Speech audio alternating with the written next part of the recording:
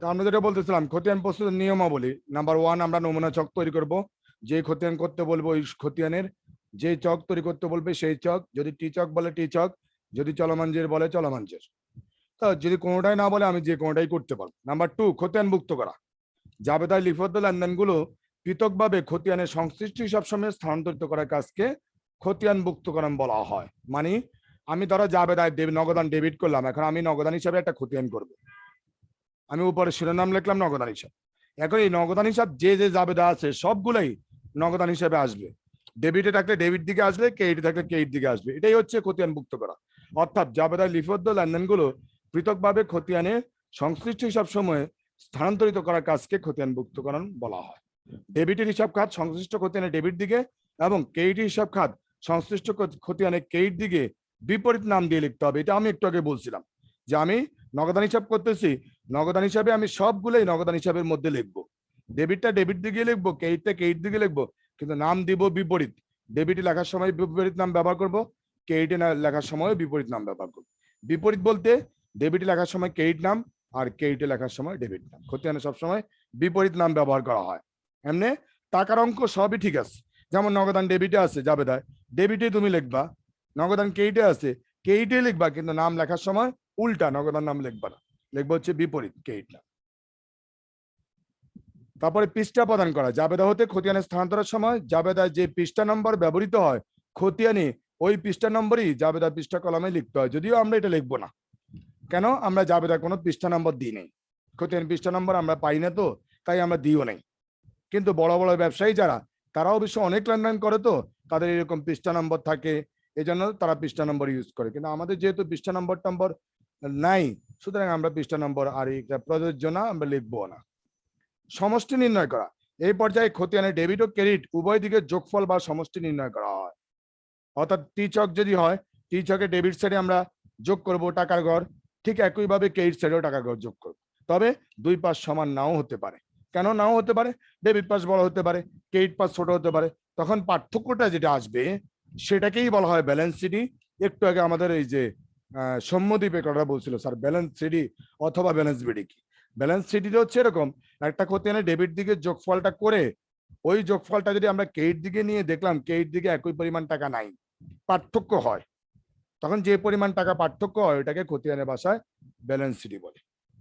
আর ওটা পরবর্তী মাসের শুরুতে আবার নিয়ে গিয়ে যদি আর ব্যবসা আরম্ভ করে তখন ওটাকে বলা হয় ব্যালেন্স বিডি। এটা নিয়ে আমি আরো বলবো সামনে, আমাদের আরো আছে। তো এই যে আমরা সমষ্টি নির্ণয় করার পরে আমাদের আছে এরপরে জেড টানা বা ব্যালেন্সিং। এটা কথাই আমরা বলছিলাম একটু আগে।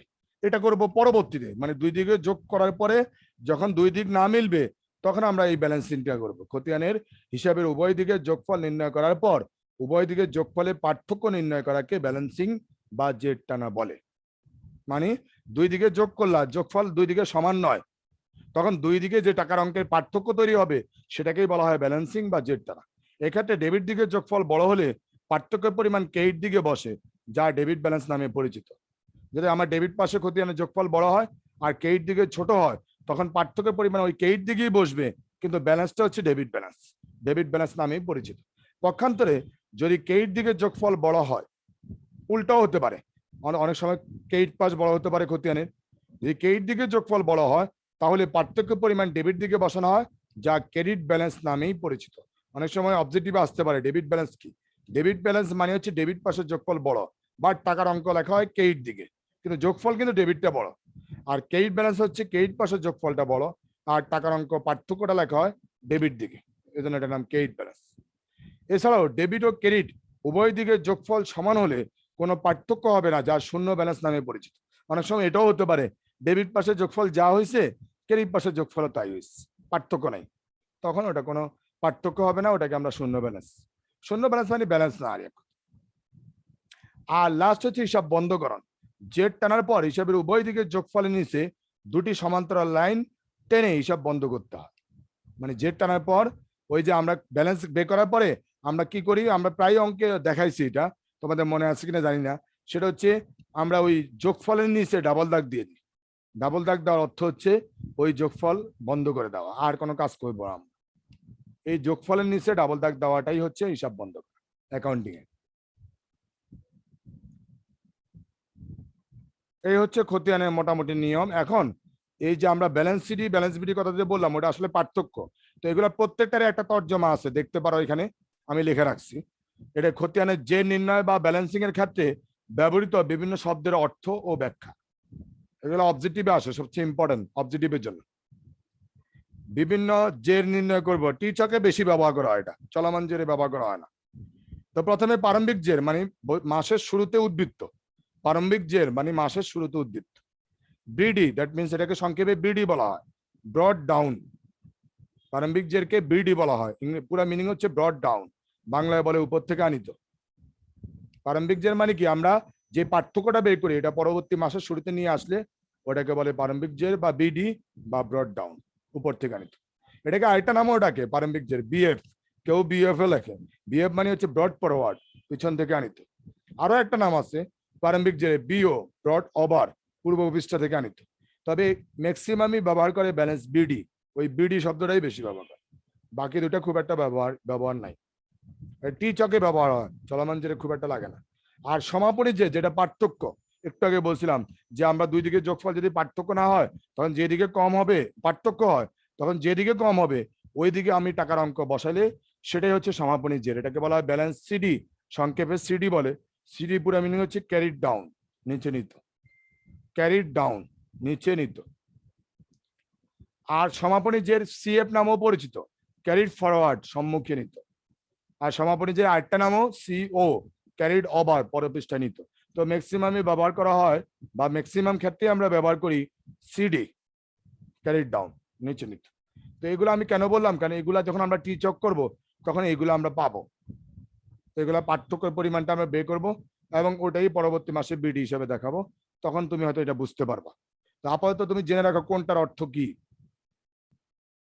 কারো কোনো প্রশ্ন থাকলে বলতে পারো জেন নিয়ে। এই শব্দগুলা কিন্তু অবজেক্টিভে বেশি আসে, সুতরাং আমি বলছি তোমরা স্ক্রিনশট নিয়ে রাখবা, নাহলে কিন্তু মনে থাকবে না। তারপরে আমাদের হচ্ছে হিসাবের নেক্সট আমাদের টপিক যেটা চলমান যে ছকের ক্ষেত্রে জেড টানা বা ব্যালেন্সিং এর নিয়ম। চলমান যে ছক শুধুমাত্র চলমান জের ক্ষেত্রে, ওরা মনে রাখবো, অন্য ওই টি ছকের ক্ষেত্রে না। জেড টানা বা ব্যালেন্স বের করার নিয়ম, তারা হিসাবে পুস্টিং, পুস্টিং মানে বুঝো তো, মানে আমি জাবেদা থেকে ডেবিট দিকে পুস্টিং দিলাম, আমার উদ্বৃত্ত হিসাবে উদ্বৃত্ত ডেবিট ব্যালেন্স তখন যোগ হবে। মানে পোস্টিং ডেবিট, উদ্বৃত্ত ডেবিট দিকে আছে, তাহলে ডেবিট ডেবিট যোগ হয়, অ্যাকাউন্টিং এর নিয়মে এটা। আমি ডেবিট দিকে লিখলাম আর আমার ব্যালেন্সও ডেবিট দিকে, তাহলে ডেবিট ডেবিট প্লাস। ওই যে বীজগণিতে প্লাসে প্লাসে যেমন প্লাস, অ্যাকাউন্টিং এর ডেবিট ডেবিট মানে প্লাস। আবার যদি আমি কেইট দিকে জাবেদা থেকে কেইট দিকে পোস্টিং দিই, খতিয়ানে কেইট দিকে, আর আমার ব্যালেন্স যদি ডেবিট দিকে হয় তাহলে ডেবিট ক্রেডিট মাইনাস, মানে অ্যাকাউন্টিং এ যেটাকে আমরা বলি ডেবিট ক্রেডিট মাইনাস, সেটাকে বীজগণিতে বলে প্লাসে মাইনাসে মাইনাস, এক কথাই। আবার যদি আমি এমন হয় জাবেদা থেকে খতিয়ানে ক্রেডিট দিকে পোস্টিং দিলাম, আমার ব্যালেন্সও ক্রেডিট, ব্যালেন্স মানে উদ্বৃত্ত ক্রেডিট, তাহলে ক্রেডিট ক্রেডিট প্লাস, বীজগণিতে আমরা যেটাকে বলি মাইনাসে মাইনাসে প্লাস। চলমান জেরের ক্ষেত্রে আমরা এইভাবে নিয়মটা মনে রাখবা, ক্রেডিট ক্রেডিট প্লাস। আর অন্যদিকে আমি যদি ডেবিট পোস্টিং দিই, জাবেদা থেকে খতিয়ানে ডেবিট দিকে লিখি, আর আমার ব্যালেন্স যদি ক্রেডিট হয় তাহলে ক্রেডিট ডেবিট মাইনাস, বীজগণিতে যেটাকে বলে মাইনাসে প্লাসে মাইনাস। মানে এগুলো যোগ বিয়োগ করার নিয়ম, আরই কখন যোগ করতে হবে কখন বিয়োগ করতে হবে। ডেবিট ডেবিট হলে যোগ, ডেবিট ক্রেডিট হলে বিয়োগ, ক্রেডিট ক্রেডিট হলে যোগ, ক্রেডিট ডেবিট হলে বিয়োগ। অথবা তুমি বীজগণিতের সূত্র মনে রাখলে হয়, প্লাসে প্লাসে প্লাস, এখানে প্লাস বলতে ডেবিট মনে রাখতে পারো, প্লাসে মাইনাসে মাইনাস। এটা চলমান জেরে শুধুমাত্র ব্যবহার করা হয়। এখন আমরা দেখব বিভিন্ন ধরনের হিসাবের স্বাভাবিক বা সাধারণ উদ্বৃত্ত। যেমন আমরা মানুষের হাতের আঙ্গুল পাঁচটা পাঁচটা করে দুই হাতে 10টা হয়, পায়ের আঙ্গুল পাঁচটা পাঁচটা করে দুই পায়ে 10টা হয়। কারো অস্বাভাবিকও হতে পারে, অস্বাভাবিক মানে হচ্ছে এরকম যে হাত পা মিলিয়ে 21টা হতে পারে, 22টা হতে পারে। এখন অ্যাকাউন্টিং এ আবার প্রত্যেকটা জিনিসের একটা স্বাভাবিক উদ্বৃত্ত আছে, তার মানে অস্বাভাবিক যে হবে না তা কিন্তু নয়, তবে স্বাভাবিক ব্যালেন্স হচ্ছে একটাই, এই যে লিখে রাখছি, সম্পদ সবসময় ডেবিট ব্যালেন্স হবে, মানে ডেবিট উদ্বৃত্ত হবে, ক্রেডিটও হবে না, মানে ডেবিট পাস বড় হবে। সম্পদে সবসময় ডেবিট দিকে যোগফল বড় হবে, সম্পদ ডেবিট ব্যালেন্স। দায় অলওয়েজ ক্রেডিট ব্যালেন্স, দায়ে সবসময় ক্রেডিট পাস বড় হবে বা ক্রেডিট উদ্বৃত্ত হবে। মালিকানা সত্ত্ব অলওয়েজ ক্রেডিট ব্যালেন্স, ক্রেডিট পাস বড় হবে। আয় অলওয়েজ ক্রেডিট ব্যালেন্স, ক্রেডিট পাস বড় হবে। আর ব্যয় অলওয়েজ ডেবিট ব্যালেন্স, ডেবিট পাস বলা হবে। মানে এগুলো আমরা ওই যে জাবেদার ক্ষেত্রেও বলছিলাম যে কোনটা কোন ব্যালেন্স হবে। তো মনে রাখবারই সম্পদের একটা হিসাব করতেছো তুমি নগদান হিসাব, এখন এটা অলওয়েজ ডেবিট ব্যালেন্স হবে। দায়ের একটা হিসাব করছো পানাদার হিসাব, এটা ক্রেডিট ব্যালেন্স হবে, মানে ক্রেডিট পাস বলা হবে। মালিকানা সত্ত্ব বা মূলধনের একটা হিসাব করলা, এটা ক্রেডিট পাস বলা হবে। আয় বিক্রয়ের একটা হিসাব করলা, এটা ক্রেডিট ব্যালেন্স হবে, মানে ক্রেডিট পাস বলা হবে। ব্যয় বেতনের একটা হিসাব করলা, ব্যয়, এটা ডেবিট পাস বলা হবে। এখন কি বুঝলা কিছু বলো? আমরা যে এতক্ষণ ধরে আলোচনা করলাম তাতে সারমর্ম যেটা দাঁড়ালো সেটাতে তোমরা যদি না বুঝো তাহলে কিন্তু আমার লাভ হলো না। তাই তোমাদের কাছ থেকে আমি প্রশ্ন প্রত্যাশা করি, কোনো জায়গায় প্রবলেম হলে বলতে হবে। তোমাদের কাছ থেকে প্রশ্ন এক্সপেক্ট করি। আমরা অঙ্ক আজকে করাবো না, অঙ্ক করালে হয়তো দেখা যাচ্ছে যে তুমি প্রথম দিনেই সব পারে ফেলবে না। এই জন্য তোমাদের কাজ হচ্ছে আমি এতক্ষণ ধরে যেগুলো আলোচনা করলাম সেগুলো অবশ্য বইতেও আছে, তবে আমি বই থেকে গুরুত্বপূর্ণ বিষয়গুলোকে মূলত এখানে আনলাম যাতে তোমার জন্য সুবিধা হয়, বা তোমরা অঙ্ক করতে গেলে যাতে সমস্যা না হয়, এই জন্য এগুলাকে এখানে আনলাম।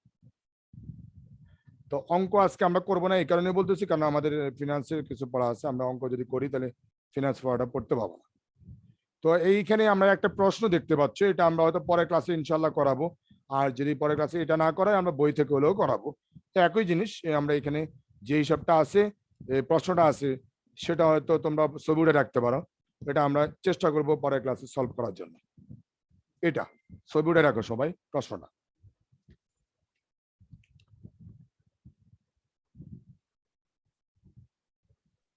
স্যার, বলো। স্যার এইটা যে খ নাম্বারে বলছে যে সনাতন পদ্ধতি, এটা কি স্যার চলমান যে? না, সনাতন পদ্ধতি মানে টিচক। ভেরি গুড, তোমার প্রশ্নটার জন্য যখন তুমি বলছো সনাতন পদ্ধতি মানে টিচক, আর আধুনিক পদ্ধতি মানে চলমান যে সব।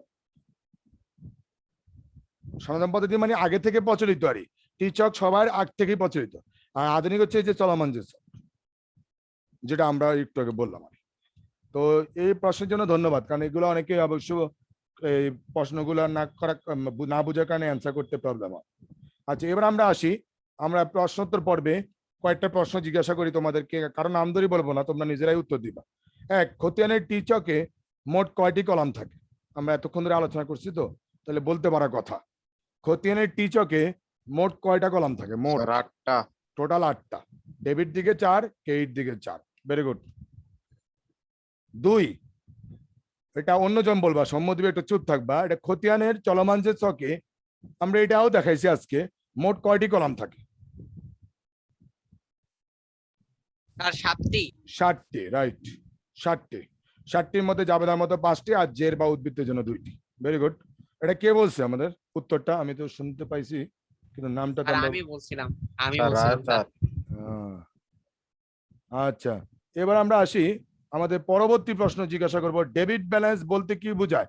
যারা উত্তর দিচ্ছে তারা বাদে বাকিরা, ডেবিট ব্যালেন্স বলতে কি বোঝায়? আমরা বলছিলাম একটু আগে, ডেবিট ব্যালেন্স বলতে কি বোঝায়? অ্যাকচুয়ালি ডেবিট ব্যালেন্স বলতে আমরা কি বুঝি? তহিদ বলো, উত্তরটা দিতে পারবা? ডেবিট ব্যালেন্স, ডেবিট ব্যালেন্স বলতে আসলে ডেবিট পাশের যোগফল বড় হওয়াকে বোঝায়। যে কোনো খতিয়ানে ডেবিট পাশের যোগফল বড় হওয়াকেই বোঝায়, মানে ডেবিট দিক বড় হবে যে কোনো খতিয়ানে, যদি ডেবিট দিক বড় হয় ওটা ব্যালেন্সটাকে বলা হয় ডেবিট ব্যালেন্স। তারপরে পরবর্তী প্রশ্ন, সম্পদ ও ব্যয়ের স্বাভাবিক উদ্বৃত্ত কি হয়? সম্পদ আর ব্যয়ের স্বাভাবিক মানে ওই যে ন্যাচারাল ব্যালেন্স, ডেবিট হয় না ক্রেডিট হয়? সম্পদ ও ব্যয়ের স্বাভাবিক উদ্বৃত্ত কি হয়? আমরা বলছিলাম একটু আগেই, কে বলতে পারবা এটা উত্তর? বলো, সম্পদ ও ব্যয়ের স্বাভাবিক উদ্বৃত্ত কি হয়? ডেবিট না ক্রেডিট? উদ্বৃত্ত মানে ব্যালেন্স, আর স্বাভাবিক ব্যালেন্স কোনটা হবে? ডেবিট না ক্রেডিট? কি বলো, যে কোনো একজন বলতে হবে তো। আজকে আলোচনা করলাম না আমরা কিছুক্ষণ আগে, দেখালাম তো, এই যে এখানে দেখো, সম্পদ ডেবিট ব্যালেন্স, ব্যয় ডেবিট ব্যালেন্স, সম্পদ ও ব্যয়ের ডেবিট ব্যালেন্স। তারপরে সিডি করাটির অর্থ কি? ইয়া কখন ব্যবহৃত হয়? সিডি আমরা বলছিলাম ওই যে কতগুলো তাৎপর্যের মধ্যে বাংলা অর্থ বলতে হবে কেউ, অথবা ইংরেজিতে বলতে পারলেও ভালো। সিডি করাটির অর্থ কি? CD, anyone? এই যে আমরা এখানে দেখাইছিলাম সিডি, মানে হচ্ছে ক্যারিড ডাউন, ইংরেজি শব্দ, বাংলা পুরো ইংলিশ মিনিং ক্যারিড ডাউন, আর বাংলা অর্থ হচ্ছে নিচে নিত। আর এটা কখন ব্যবহৃত হয়? ওই যে সমাপনী জের, মানে আমরা মাস শেষে ওই এই খতিয়ানে যখন ব্যালেন্স বের করব তখন পার্থক্যটাকে সিডি বলা হয়, সমাপনী জের। তো এই হচ্ছে আমরা 5টা প্রশ্ন দিলাম, তাতে হচ্ছে 2টা প্রশ্ন পারলা তোমরা, বাকিগুলা পারলা না, দুঃখজনক। তো পারা উচিত ছিল, আসলে দুঃখজনক, পারা উচিত ছিল। তো আমি আশা করি যে আমরা যা দেখালাম এগুলা তোমরা নিজেরা একটু বাসায় দেখবা, তাহলে আরো ভালো পারবা, প্রবলেম হবে না। আর আমরা আজকে এখন ফিনান্সে আসি। আমাদের এখন ফিনান্সে পড়া, আমরা একটা সৃজনশীল প্রশ্ন নিয়ে এর আগে ক্লাসেও বলছিলাম, আল্লাহই জানে তোমরা আজকে পড়ছো কিনা জানি না। সেই সৃজনশীল প্রশ্নটা ছিল কত জানি আমাদের, তহিদ? স্যার 2 নাম্বার দিছিলেন না? হ্যাঁ, 2 নম্বরের কথাই বলতেছিলাম। 2 নম্বর শেয়ার বন্ড ডিবেঞ্চার তো, তাই না? জি স্যার। তো 2 নম্বর প্রশ্ন সবাই কি লেখছো না লেখো নাই? কোনটা লেখালেখি হয়েছে নাকি হয় নাই? আর পড়া হয়েছে না তা সেটাও হয় নাই? পড়া হয়েছে বলো, সাহা শব্দ তো? জি স্যার, পড়ছি আর লিখছি স্যার দুইটাই। দুইটাই, ভেরি গুড। আর বাকিদের কোনো সাহা শব্দ নাই। তো আমি প্রথমে যেটা জিজ্ঞাসা করব বাকিদের কাছ থেকে, তো চুপ থাকবে। শেয়ার মালিকদের প্রাপ্য আয় কি? উত্তরটা বলবা এক কথায়। শেয়ার মালিকদের প্রাপ্য আয় কি? যে কোনো একজন বলো। লভ্যাংশ। পারো নাই, তার মানে তোমরা পড়ালেখাও করো না এটা। খ নম্বর, যেসব কোম্পানির আয় স্থিতিশীল নয়, এটা স্থিতিশীল লেখছে যদিও, স্থিতিশীল নয়, তারা কেন স্থির লভ্যাংশের সাথে অতিরিক্ত নীতি অনুসরণ করে, ব্যাখ্যা করো। তো তোমরা তো কেউ পড়ো নাই, তহিদ বলো এটা কি, ব্যাখ্যাটা কি হবে? স্যার স্থির লভ্যাংশের সাথে অতিরিক্ত লভ্যাংশ নীতি অন্যান্য লভ্যাংশ নীতির তুলনায় অধিক অনুসরণীয়। যেসব কোম্পানির আয় স্থিতিশীল বা নিয়মিত নয়, সেসব কোম্পানির জন্য এটি একটি আদর্শ লভ্যাংশ নীতি। এই নীতি অনুযায়ী কোম্পানি প্রতি বছর ন্যূনতম স্থিতিশীল লভ্যাংশের সাথে অতিরিক্ত লভ্যাংশ প্রদান করে। অন্যান্য লভ্যাংশ নীতির তুলনায় এটি অনেক নমনীয় বিধায় যেসব কোম্পানি আয় স্থিতিশীল তারা স্থির লভ্যাংশের সাথে অতিরিক্ত লভ্যাংশ নীতি অনুসরণ করে। Very good. তারপর আমাদের পরবর্তী প্রশ্ন ছিল, এ অ্যান্ড জেড কোম্পানি অর্থায়নের জন্য কোন কৌশলটি বেছে নিয়েছেন বর্ণনা করো। কৌশল আগে বলতে হবে, কৌশলটা কি? এ অ্যান্ড জেড কোম্পানি তাদের জমি জনাব খবির হোসেনের কাছে জামানত হিসেবে রেখে 2 কোটি টাকা ঋণ মূলধন সংগ্রহ করে, মানে জমি বন্ধক রেখে ঋণ গ্রহণ, এটা অর্থায়নের কোন কৌশলের মধ্যে পড়ে? কৌশলটা কি তহিদ? এটা স্যার অর্থায়নের বহিঃস্থ তহবিলের দীর্ঘমেয়াদী উৎস বন্ডের কৌশল। Yes, bond. তো বন্ড কি প্রথমে সেটা বলতে হবে, বন্ডের বৈশিষ্ট্যগুলো এখানে ব্যাখ্যা করতে হবে, তারপরে বলতে হবে যে এটা হচ্ছে বন্ড। তো তহিদ লেখছে, বাকিরা তো করে নাই। আর ঘ নম্বর ছিল, এ অ্যান্ড জেড কোম্পানি বিলুপ্ত হওয়া বা না হওয়া উভয় ক্ষেত্রে খবির হোসেনের বিনিয়োগটি নিরাপত্তা মূল্যায়ন করে। নিরাপদ কিনা সেটা আগে বলো দেখি তহিদ, এটা নিরাপদ কিনা? জি স্যার, এটা নিরাপদ। নিরাপদ। কেন নিরাপদ এটা ব্যাখ্যা করতে হবে, ব্যাখ্যাটা বলো দেখি এবার, কি মূল্যায়নটা কিভাবে হবে? আসলে স্যার এখানে এএনজেড কোম্পানি বিরক্তিকালে জামানতকৃত সম্পদ বিক্রির প্রাপ্ত অর্থ থেকে সর্বপ্রথম জনাব কবির হোসেনের পাওনা টাকা পরিশোধ করা হবে। যেহেতু জনাব কবির হোসেন জামানত হিসাবে স্থায়ী সম্পদ বন্ধক রেখেছে, তাই ওই সম্পত্তিগুলো বিক্রি করে প্রথমে কার, কবির হোসেনের টাকাটা পরিশোধ করতে হবে এএনজেড কোম্পানিকে, রাইট? তারপরে আর যদি কোম্পানি কবির হোসেনের টাকা পরিশোধ করতে নাও পারেন, তবু তিনি জমি বিক্রি করে তার প্রাপ্ত অর্থ আদায় করতে পারবেন। জমি বিক্রি করে তার প্রাপ্ত অর্থ আদায় করতে পারবেন, তার মানে এখানে নিরাপত্তা হিসাবে জামানত হিসাবে জমি বন্ধক রাখা আছে, এই কারণে এটা অনেক নিরাপদ। আর একই সাথে এখানে আরেকটা কথা মাথায় রাখতে হবে যে বন্ড মালিকদের পাওনা সবার আগে পরিশোধ করতে হয় কোম্পানির নিয়ম অনুযায়ী। তো কোম্পানির সম্পদ যদি বিলুপ্তিও ঘটে, সম্পদ থেকে সবার আগে বন্ড মালিকদের টাকাই পরিশোধ করতে হবে। তো এখন এখানে আমরা আসলে শেয়ার বন্ড ডিবেঞ্চার সম্ভবত তোমাদের বইয়ের 3য় অধ্যায় ছিল, আমি যদি ভুল না করে থাকি, তাই না? 3য় অধ্যায় না ছিল তোমাদের বইয়ে? আর আমরা অর্থের সময় মূল্য এর আগে কমপ্লিট করছিলাম, কি তহিদ? অর্থের সময় মূল্য এর আগে কমপ্লিট করছিলাম আমরা, অর্থের সময় মূল্য, ওই যে 3য় অধ্যায়ের পরে 4র্থ অধ্যায় অর্থের সময় মূল্য। জি স্যার, জি স্যার। এটা আমরা কমপ্লিট করছিলাম। তারপরে পঞ্চম অধ্যায় দেখো তো তোমাদের বইয়ে কি আছে। পঞ্চম অধ্যায়,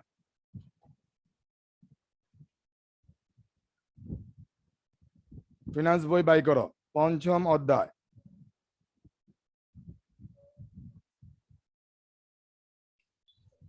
স্যার পঞ্চম অধ্যায় স্যার ঝুঁকি ও অনিশ্চয়তা। হ্যাঁ আমরা এখন এটাই শুরু করব, ঝুঁকি ও অনিশ্চয়তা, রিস্ক এন্ড আনসার্টেনটি।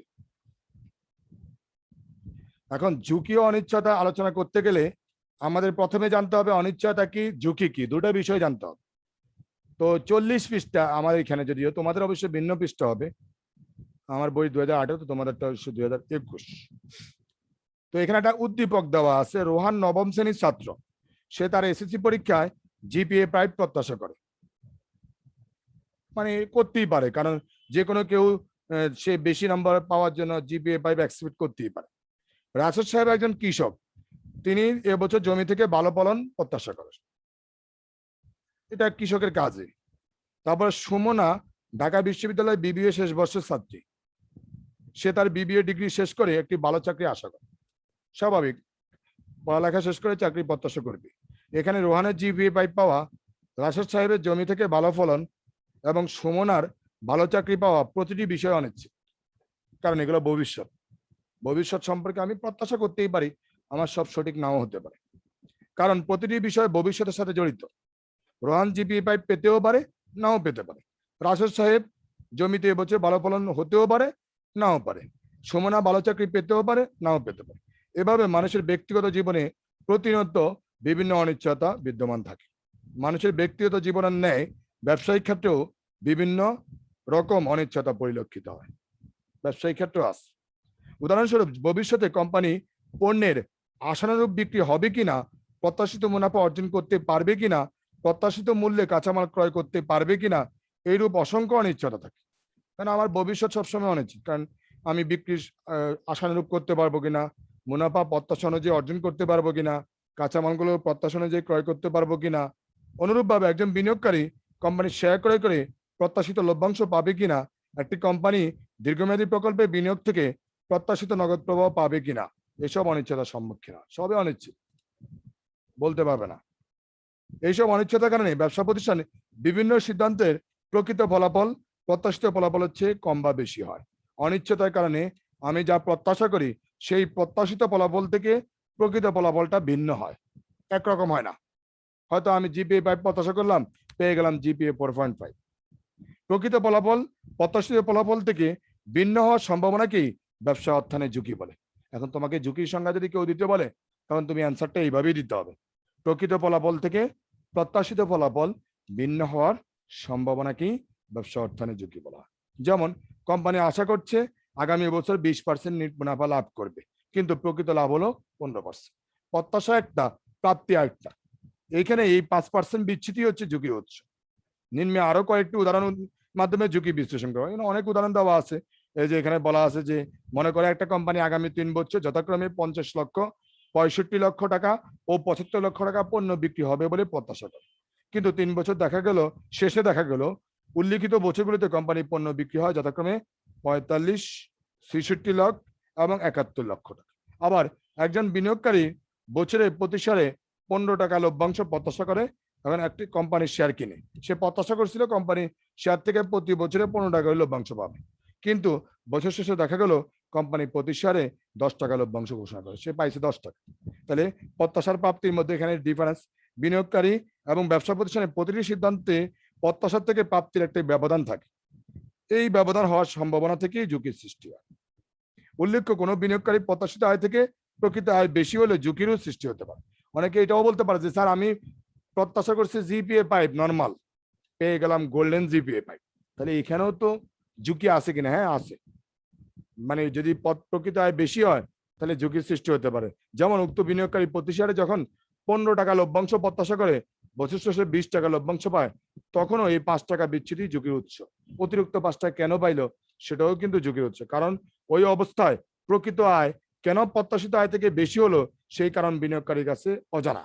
এই কারণে সেটাও ঝুঁকি, সেটাও কিন্তু ঝুঁকি। তার মানে আয় কম হলেই যে ঝুঁকি হবে তা না, বেশি হলেও ঝুঁকি।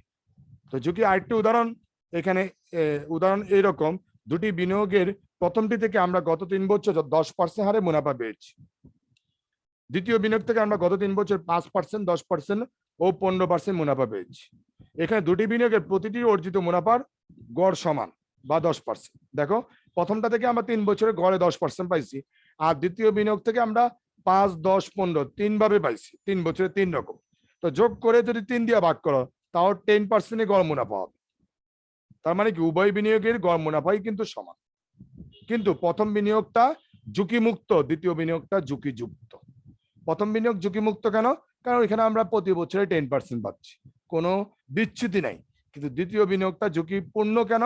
ওইখানে আমি প্রথম বছরে 5, পরবর্তী বছরে 10, পরবর্তী বছরে 15, মানে প্রতি বছরে ঝুঁকির পরিমাণ বাড়ছে, আয়ের পরিমাণ বাড়তেছে, মানে ঝুঁকির পরিমাণে বাড়তেছে। তাহলে দ্বিতীয় বিনিয়োগ ঝুঁকিযুক্ত, কারণ ঝুঁকির আরেকটি ধারণা হলো আয়ের উত্থান পতন। বেশি উত্থান পতন হলে ঝুঁকি, বেশি ঝুঁকি, আর উত্থান পতন না হলে ঝুঁকি নেই।